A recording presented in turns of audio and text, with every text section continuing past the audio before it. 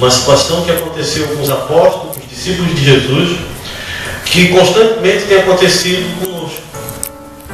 O que é isso que eu quero falar? É sobre a ideia, sobre pensamentos, ideias, sugestões que lançam sobre nossas mentes, que muitas vezes atrapalham a nossa vida social, a nossa vida profissional, a nossa vida familiar. Sabe aquela pessoa que fala alguma coisa que te deixa para baixo? Aquela pessoa que vem com aquela palavra que te deixa desanimado? Aquela pessoa que vem com uma mensagem que não edifica? Ou também aquela pessoa que só traz notícias ruins de outras pessoas, que a gente pode chamar de outros nomes, como fofoca, alguma coisa assim. Mas são situações que acontecem constantemente, que deixam o povo de Deus, às vezes, desanimado, ou até levam alguns a se afastar da presença de Deus, porque ouve aquela mensagem que não edifica, aquela semente que é plantada no teu coração, que tu nem nota no momento, mas ela vai dar fruto, ela vai crescendo, ela vai vindo à mente, ela vai... Por exemplo, quando aquela pessoa, quando critica a igreja, me lembro quando eu me converti, escuto, quem não é cristão, a gente sabe que critica a gente mesmo, é até bíblico, né? Os odeia. Agora, quando o povo de Deus critica o povo de Deus, isso aí é uma facada, não é? Quando tu vê aquele irmão que era firme na fé falar, tu és assim porque é o primeiro amor, o que ele quis dizer? Aquilo ali depois com o tempo vai crescer, quer dizer que eu vou ter que ficar desanimado, eu vou ficar igual a ele. Quer dizer que aquilo que eu estou sentindo, a alegria de ter a presença de Deus é passageiro.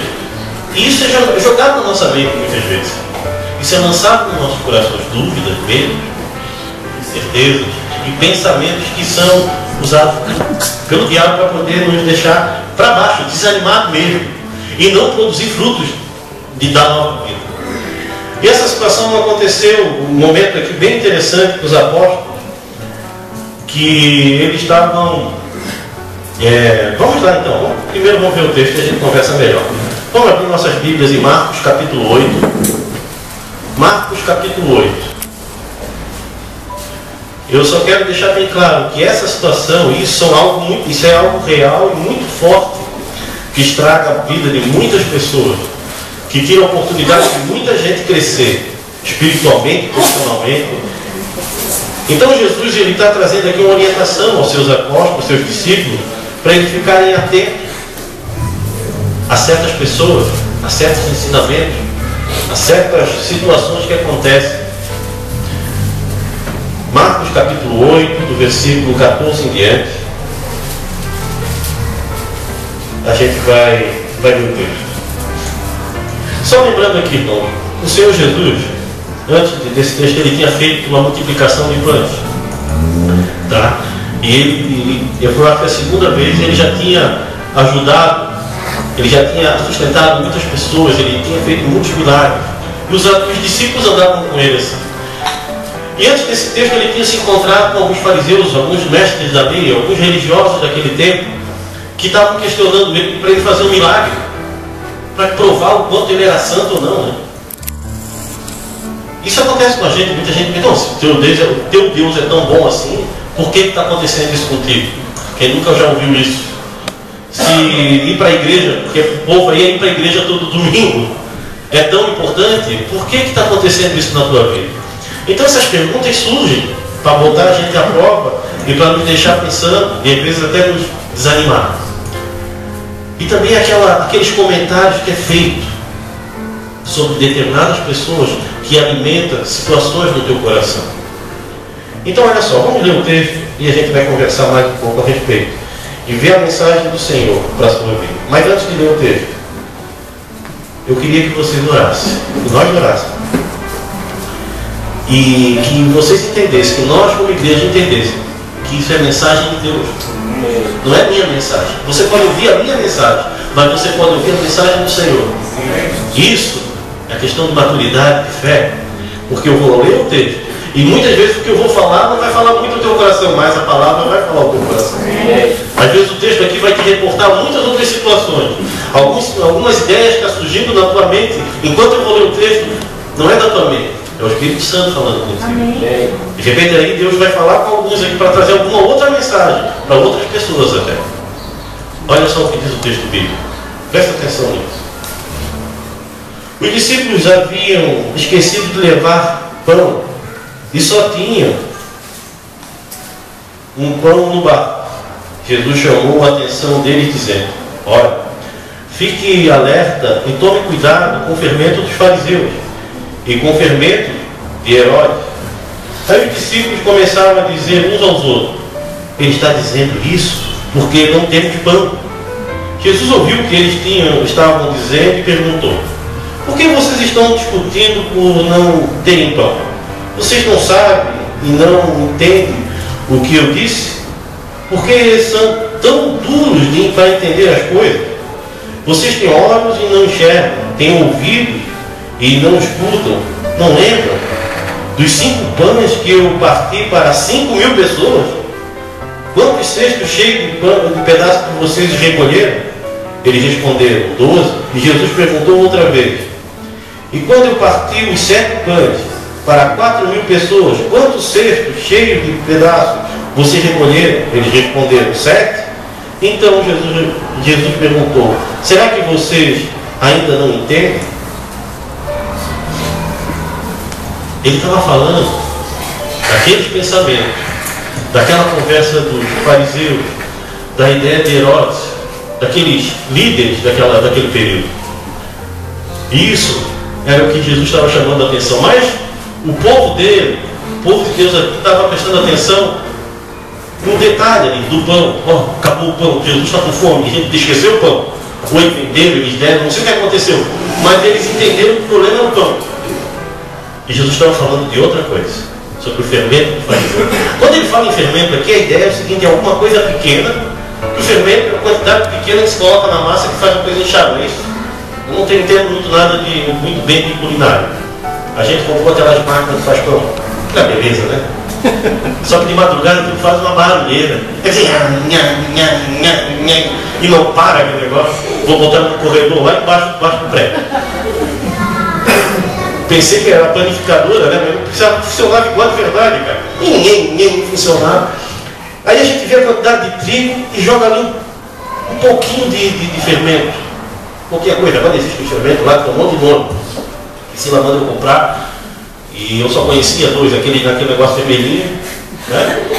Atrás do, como é que é o nome? Em pacotinho, esqueci o nome agora. Esse, mas todo mundo conhece, menos eu. Para mim, pão e bolo era feito só com aquelas caixinhas de bolo pronto. Botava 2 ovos ali dentro, joga dentro, bate, joga no forno, fica ali todo, mas funciona. E essa panificadora, ela faz tudo, ela mexe, bate o pão, vende, faz anúncio. E o que eu achei interessante é que a quantidade de fermento é muito pouco, vocês sabem disso. E é nesse sentido que o Senhor Jesus está chamando a atenção deles. Para que eles prestassem atenção nos detalhes. Não com todo o discurso, mas são os detalhes que entram como faca no coração. São sentimentos, são pensamentos que são lançados, ideias que são lançadas, ensinamentos que a gente aprende, que muda toda a nossa forma de entender a respeito da palavra, a respeito da vida, a respeito da nossa maneira de conviver como igreja. São detalhes. E é isso que Jesus chama a atenção, e é isso que eu quero chamar a atenção para a igreja. Determinados detalhes têm afastado a gente da comunhão, tem afastado a gente de fazer muito mais pelo reino de Deus que a gente tem feito. Porque quando esses detalhes são lançados, nos desanima, coloca dúvida. E quando coloca dúvida em nossa mente, a gente fica pensando no problema. Aquilo ali ocupa a nossa mente. No lugar de a gente se ocupar em produzir o bem, fazer algo que transforma a sociedade, a gente fica se preocupando em resolver um problema que foi lançado sobre a nossa mente. Ou sobre outra pessoa, uma crítica, por exemplo. Criticar um irmão, tu fica gastando tempo de querer saber se aquilo é verdade ou não. No lugar de tu produzir outras coisas, você fica preocupado em saber a questão que foi levantada, a fofoca, a mentira, sei lá, ou se é verdade ou não. Por que aquilo aconteceu? Mas nesse caso aqui, são ensinamentos a respeito do reino de Deus, a respeito do entendimento completo de quem é o Senhor e a maneira de servir a Deus. E agora, como, irmão, nos proteger de não deixarmos abalar com esses fermentos que lançam sobre a nossa mente? Como que a gente pode fazer isso? Sobre aquele vizinho que faz aquele comentário, ou um patrão, ou um livro.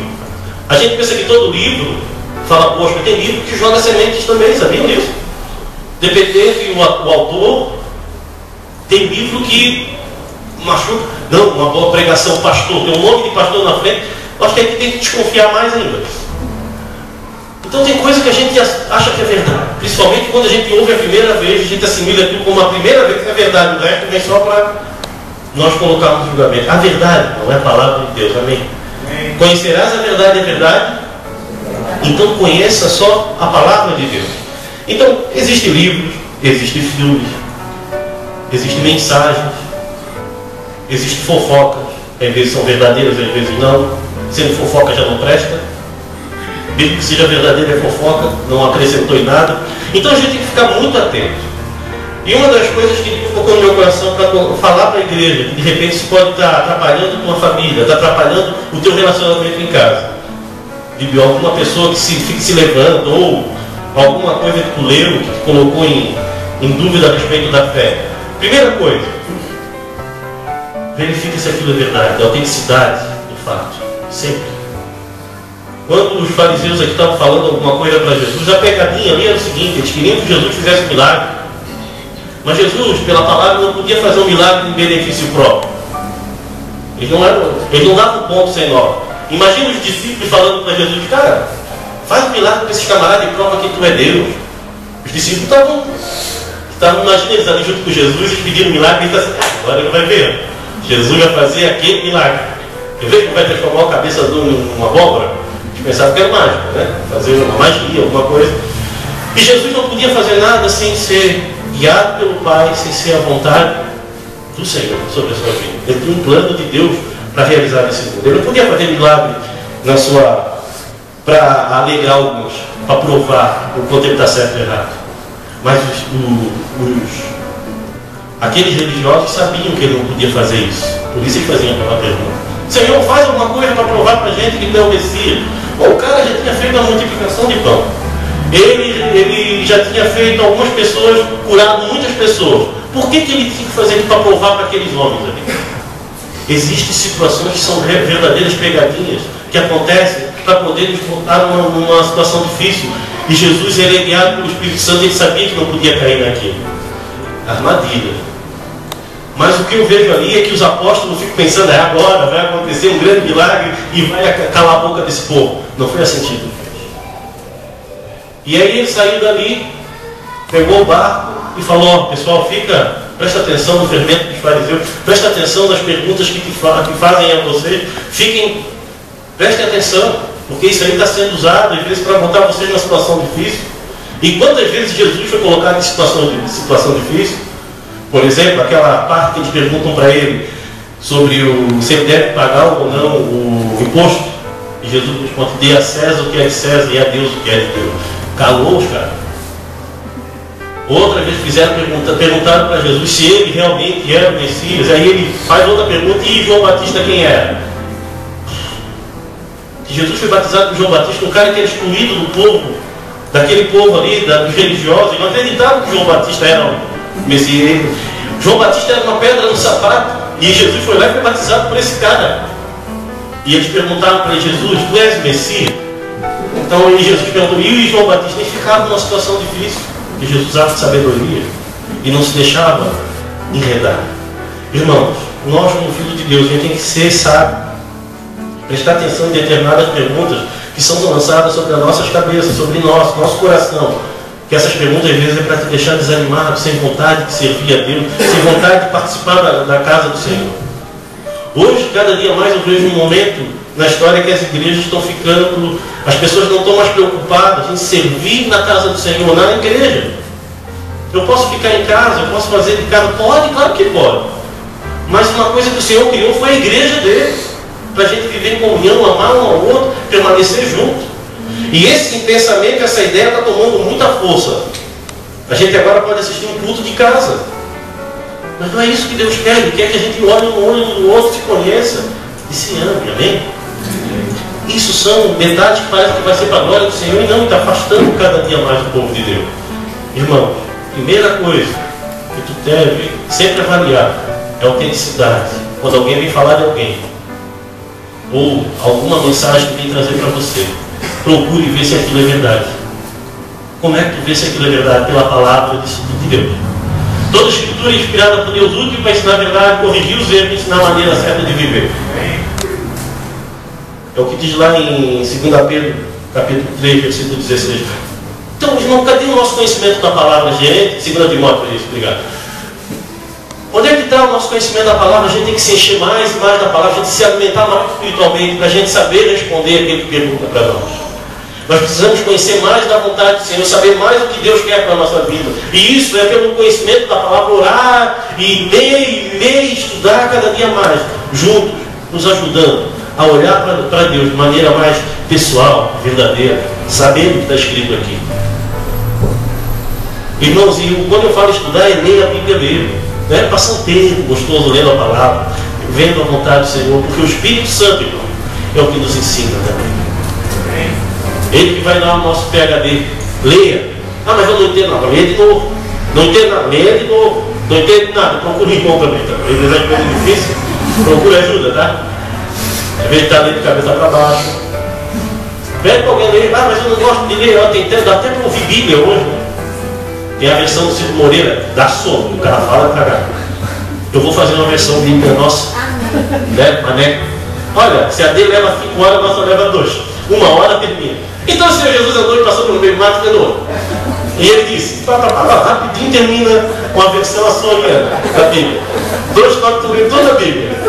Se é um plano de leitura de 1 ano, meio ano vocês terminam de escutar a Bíblia toda. Vou fazer uma versão, a gente vai começar a gravar aqui na igreja a versão mané da Bíblia. Então Jesus disse a boca aberta. Cadê os pâmbulos? Você não entende nada?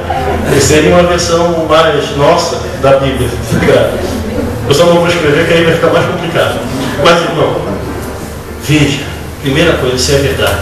E quando alguém falar de alguém para você, procure ver se aquilo é verdade, antes de aquilo entrar no teu coração. Porque às vezes a gente não importa para a gente. Você comenta sobre o irmão. Aquilo ali não teve importância para ti.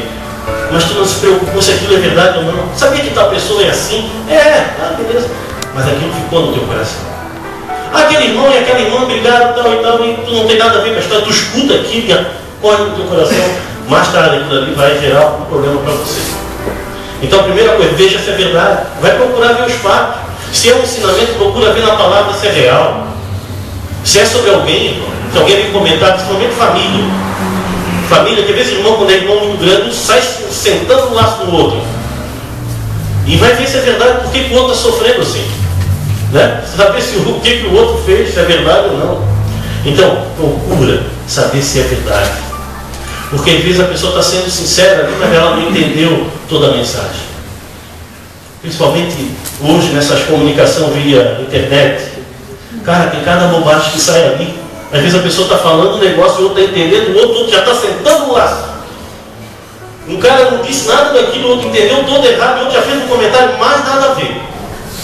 E isso está gerando confusão e mais confusão. E o nosso inimigo, ele é pai da confusão mesmo, da mentira. Ele quer disseminar um contra o outro. O irmão disse que tu é feio. Quem disse? Eu vim lá e eu curti. E assim vai. E o cara não quis dizer nada, está falando de outra coisa. Escreveu um texto totalmente diferente. O escrever é muito complicado. Às vezes tu tem que ligar para a pessoa, o telefone nessa hora é bom. O irmão falou isso. Se ele gaguejar muito, por que tu falou isso?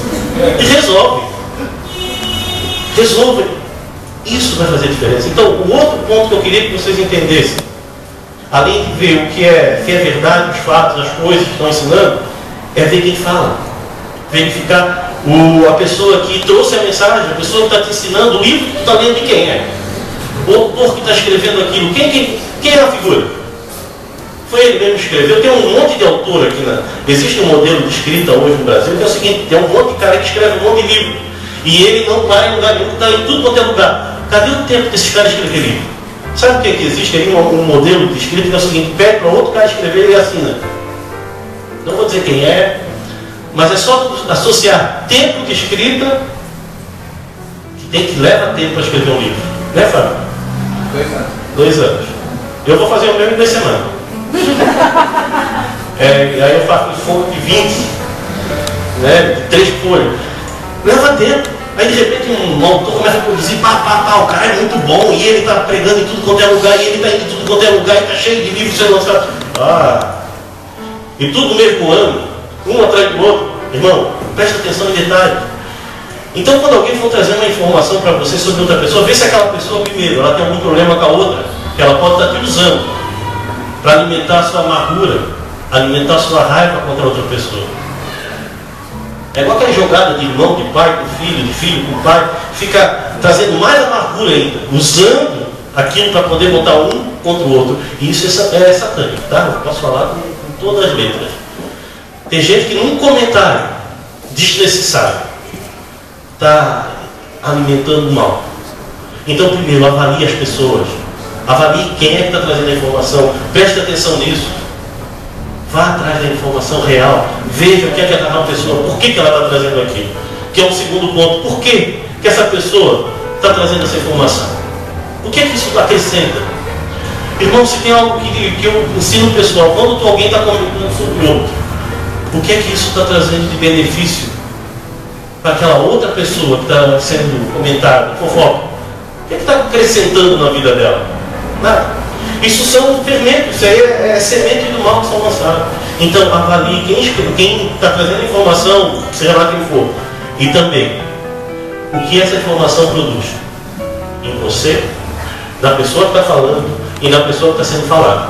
O que isso está produzindo? Se está falando do Senhor Jesus, está produzindo glória para Ele? Se está falando do irmão tal, está produzindo glória para Ele ou para Deus? Tudo que a gente faz e deixa de fazer é para a honra e glória do Senhor, amém?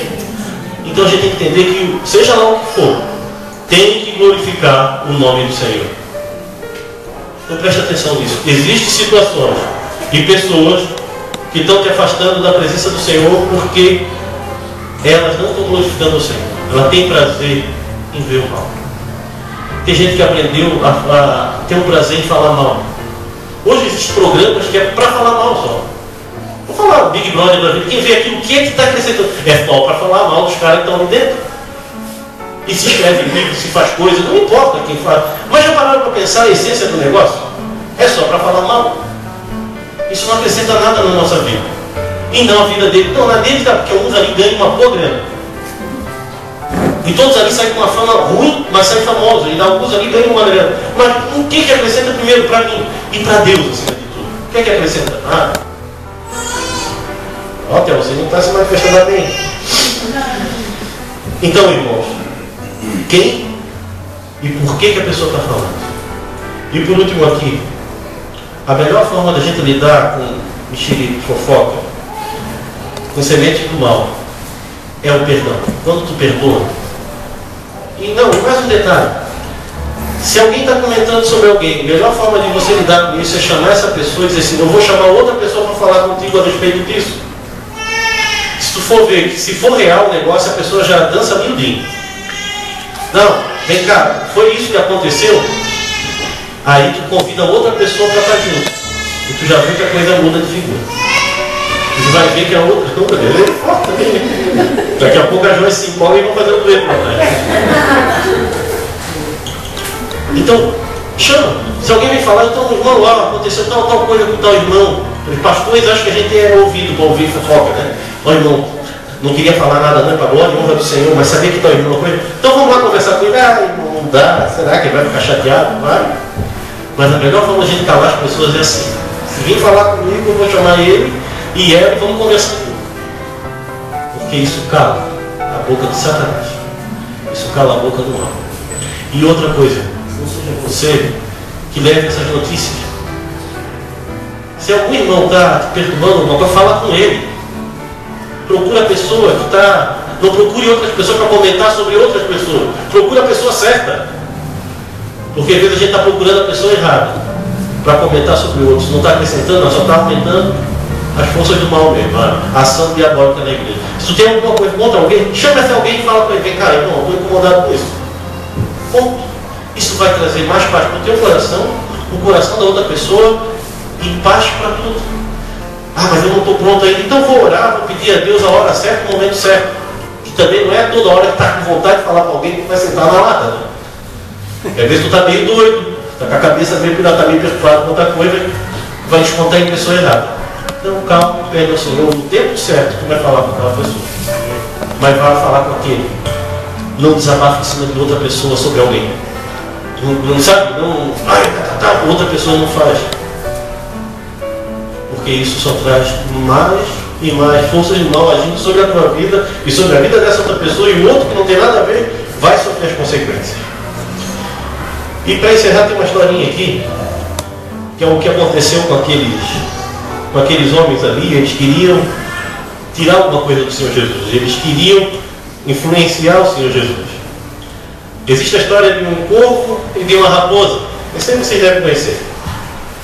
O corvo estava com um pedaço de queijo na boca, pousado no lugar. A raposa passou e disse assim: pô, aquele queijo ali eu quero.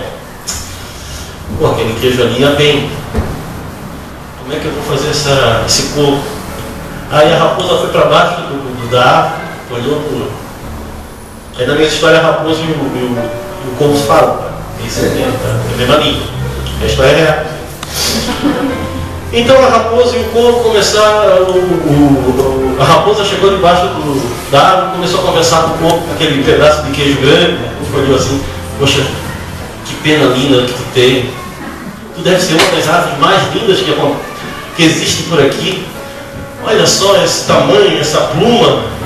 Pá, mas para ser completo, para ser a rainha das árvores, só faltava você cantar. Né? Aquele cantar bonito. O nosso amigo corvo ficou bobo, né? Pô, bonitão, maior pluma. Ele pegou e lá foi embora. O queijo caiu e o raposa. Olha, até ele falou assim: que tu canta, eu já sei que tu canta. Agora que era burro, eu não sabia. O que acontece é que às vezes as pessoas vêm com um monte de rodeio com vocês, te usando para tirar alguma coisa da tua vida. Vem com algumas sementes para tentar tirar de você algo que Deus te deu, algo que você tem, para poder lançar contra outra pessoa.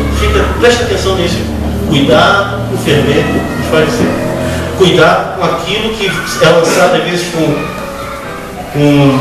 te elogiando, te lançando lá em cima, porque esses religiosos, eles elogiavam Jesus, falavam bem dele, que ele era o mestre, ele era tal, mas eles queriam matar Jesus. E muita gente está te elogiando, está querendo o teu apoio para matar a tua vida espiritual, matar a vida espiritual de outra pessoa.